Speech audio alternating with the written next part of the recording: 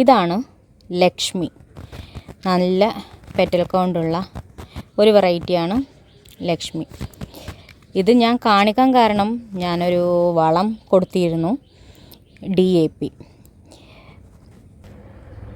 ഇതാണ് ആ വളം, DAP. ഇത് ഒരു സ്പൂണ് അളവിൽ പേപ്പറിൽ കെട്ടിപ്പൊതിഞ്ഞിട്ട് ഞാൻ ഇതിൻ്റെ പെപ്പയുടെ ഉള്ളിൽ ആഴ്ത്തി കൊടുത്തിരുന്നു. അതിൻ്റെ റിസൾട്ടാണ് ഈ കാണുന്നത്.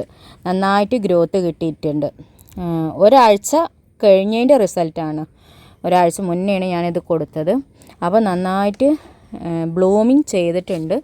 പിന്നെ ഇലകളൊക്കെ നല്ലതുപോലെ തഴച്ച് വളർന്നിട്ടുണ്ട്. ഇത് കണ്ടോ, എത്ര ബഡ്ഡുകളാണ് നിൽക്കണമെന്നറിയോ? ഇതാ. പിന്നെ ഈ ഒരു ബഡ് വിരിഞ്ഞ് പോയതാണ്. അപ്പോൾ നന്നായിട്ട് ബ്ലൂമിങ് ചെയ്യുന്ന ഫെർട്ടിലൈസറാണ് DAP. അപ്പോൾ ഇത് നമ്മൾ അപ്ലൈ ചെയ്ത് കഴിഞ്ഞാൽ ഒരാഴ്ച കൊണ്ട് തന്നെ നമുക്കതിൻ്റെ വ്യത്യാസം, ചെടിയുടെ വ്യത്യാസങ്ങൾ അറിയാൻ പറ്റും.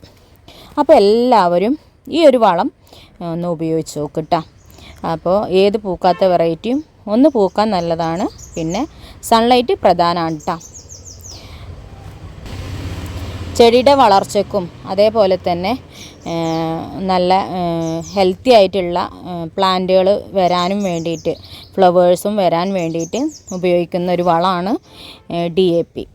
അപ്പോൾ ഇത് ഉപയോഗിച്ചാൽ നല്ല റിസൾട്ടാണ്. അപ്പോൾ ഉപയോഗിക്കാത്തവരുണ്ടെങ്കിൽ ഒന്ന് ഉപയോഗിച്ച് നോക്കുക. പിന്നെ താമരക്ക് എപ്പോഴും നല്ല ഡയറക്റ്റ് സൺലൈറ്റ് കിട്ടണ രൂപത്തിൽ വേണം നമ്മൾ പ്ലാന്റ് നടാൻ.